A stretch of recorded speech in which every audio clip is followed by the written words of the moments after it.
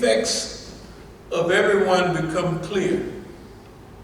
When all the things that the Zionists are here today, okay, but the Zionists, you could see there was a flip 2 months ago in the conflict with Palestine and Israel, right? Everybody saw, and they could smell it. This is different. This is different. Okay. And then now, what happened in Afghanistan with Boss Man is unbelievable. Imagine what everybody's saying.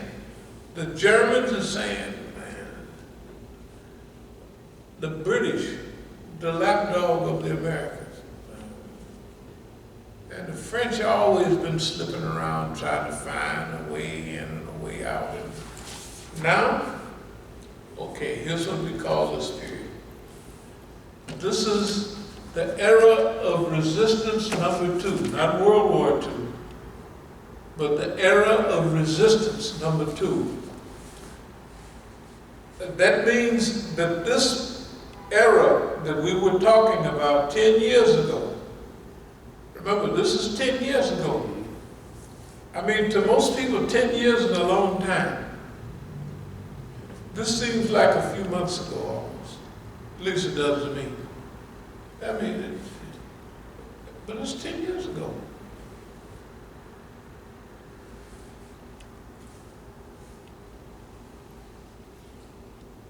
So what's clear is, number one, there's been open warfare against Islam and Muslims, no doubt about it.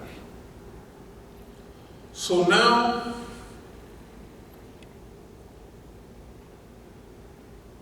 let's say if there was a supreme allied commander or a 5-star general,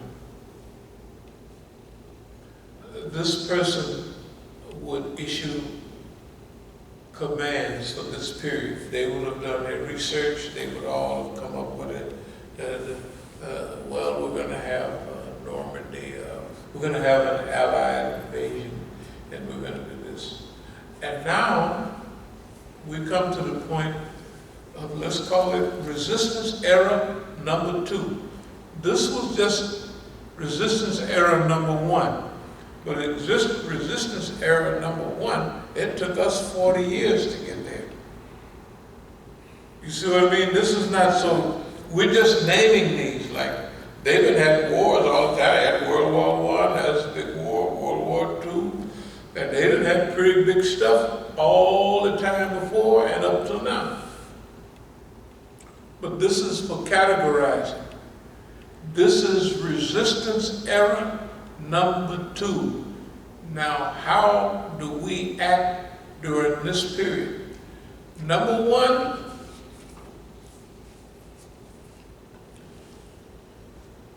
Boss Man has been affected beyond repair. He's been affected beyond repair. Our estimate or our examination is that he can't come out of this. This is too deep for him. It's too deep. And not only that, he has a behavior, a loser behavior pattern that have set in that he can't, you know, when your eyes is puffed up and you got cauliflower ears and you got all kind of scar tissue all over your face, and you don't quit, everybody else knows, hey man, you did good back then. You were one of the best champions they had for this time. That time, you should have quit 5 years ago, you should have quit a long time ago. You know, okay.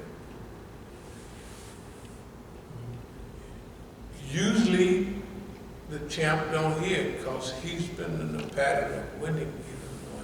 And he goes over his winnings all the time. And it keeps him out there in the ring until he's got cauliflower ears now, and everybody's just holding their head down and saying, he ought to get out of the ring. Finally, after all is gone, he finally just gets brutalized in the ring. This is what's happened to the United States. All of its majesty, all of its character, everything that the U.S. has built up is gone. And that's what we're going to go through a little bit. So this is called Resistance Era number 2. That was the first time. This was what it was, and this is what's happened. I mean, this actually happened. That's why I passed it out, and that's why we said it 1,000. This actually happened according to what we had talked about. Okay, now, for us, it's not a big deal. We don't expect the world, if somebody else did that, if Chris Hedges, anybody, any of them people did this, they would be on the front page of every newspaper. They would be on all the talk shows. Well, how did you come up with that? Right? What type of intuition? What books had you read? Is it a gift? Is it inspiration? They would ask, that's the question they would ask. They don't ask us those questions, and guess what? We don't care. We don't care. You don't have to pay no attention to us. Right? Because the less attention that you pay, the worse it's going to be. Yeah, that's the worst it's going to be.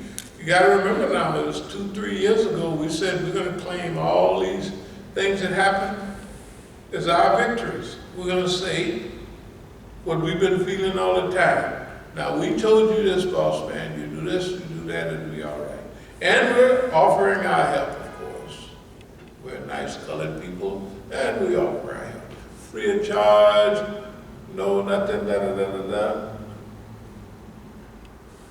And all boss man did was try to divert us, get us running around chasing him and chasing his Negroes. Now, a lot of people might say, well, yeah, man, you beat all up down the head, they took your body, they ain't did nothing. We'll get all of that. See, when you study the revolution, they have certain areas or zones, you know, that's their zone for rest, recuperation, or that's rest areas, or that's areas that they control, and that's where they fight the enemy from, right? And if they fight properly, they get more and more area, and they get more and more troops, and eventually they have the equal amount of troops that now, instead of fighting a guerrilla warfare, right? Now they can fight open warfare. They started off with 100 people, and those 100 people would attack any patrol of 10 or 15 or under. They would attack no patrol of 100 people because that's even Stephen. They attack where they got overwhelming odds. They take all their weapons. They take everything they got. They go back. Now they got 110 guys. 110 weapons, and they go. And then now they get 150. They will attack a group of 40 and what have you. This goes on for a long period of time. Pretty soon, they have a mechanized army. And they're able to, they got 1,000 men now. They're able to do what they want in their area because they got 1,000 people. So, in order to do away with them, you got to have an army of 10,000 people, right? To get rid of them, but you got to find them. By the time you stumble up on them in the jungle where they gonna ambush you, right? With 8,000 in this ambush, they're gonna knock you over because they're not gonna touch you. The Vietnamese did it. Everybody did it. They did it to France. They did it to everybody. That's what guerrilla warfare is. You're not gonna meet the guy I meet you out of town at 4 o'clock. Me and you, no. You won't see me, homeboy. You ain't gonna see. When you see me, it'll be technically too late, right? That's guerrilla warfare. Okay, now we played, and we suggested, boss man, hey, why don't we do this psychological guerrilla warfare, not all that killing and stuff.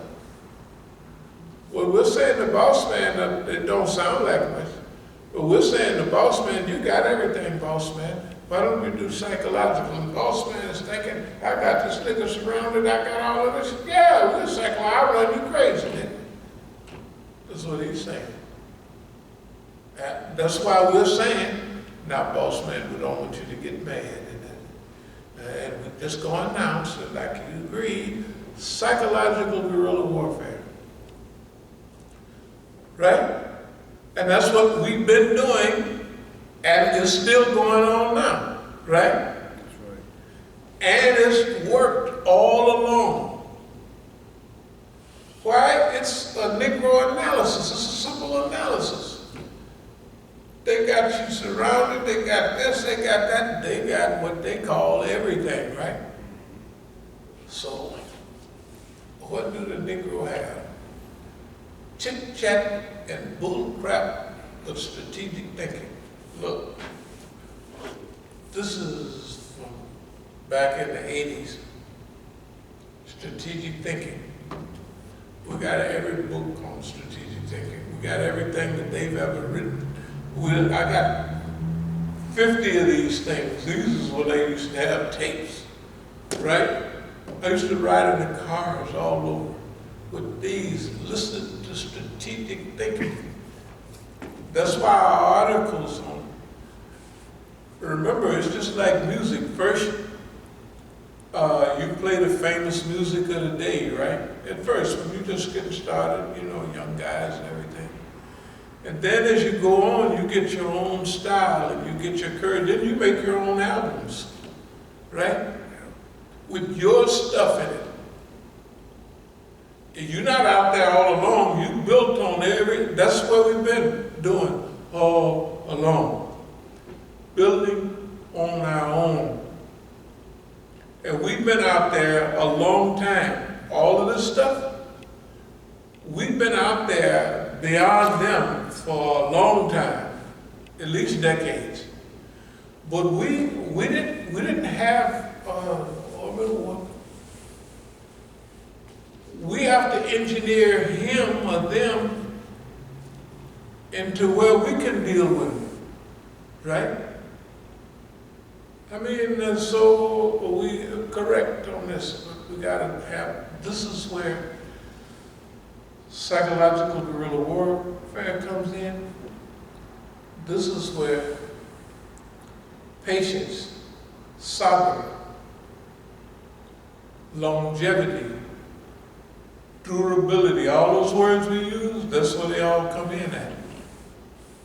Okay, so now we'll start. Today's talk is resistance era number 2.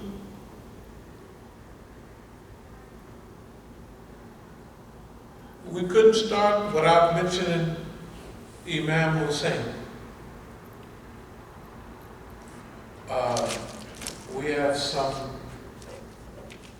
We've been doing Imam Hussein for a long time.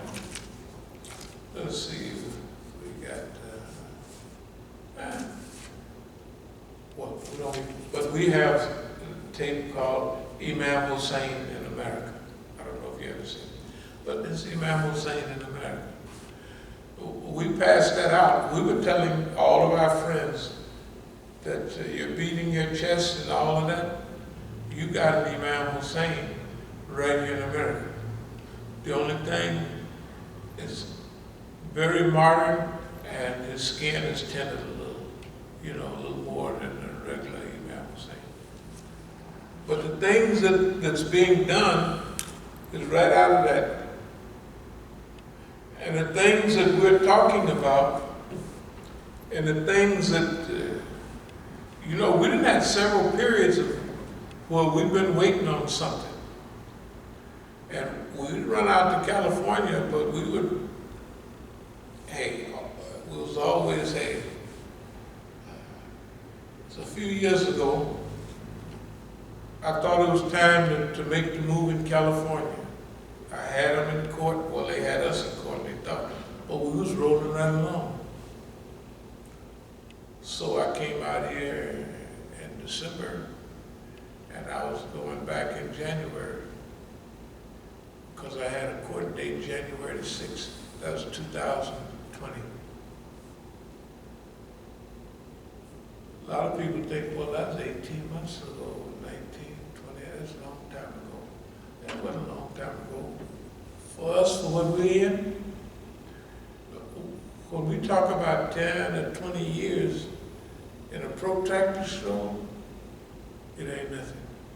You know, that's why we said, well, Lord, allow we make it do it, and we can be around another 25 years if it's all right. I mean, you know, it don't make us no difference. We've already done our part for this era. And let me speed up into this era. Resistance era number 2. Imam Hussein in America. Remember when all the Shias was going to Najaf and Karbala, and the numbers were getting bigger? I don't know what it is now. Well, we'll see next time. Whatever it is, it's going to be 15, 20, 30 million people. Some of the brothers from Iran said, you know, they're exaggerating the numbers a little bit. I said, so maybe it's only 20 million. Maybe it ain't 25 million. That's a few people, right? When there's 2 million, 2.5 million go to Hajj, right? You got 25. Anyway, so we just had our Ashura the other day. That means in about 35 days from now, somewhere like that.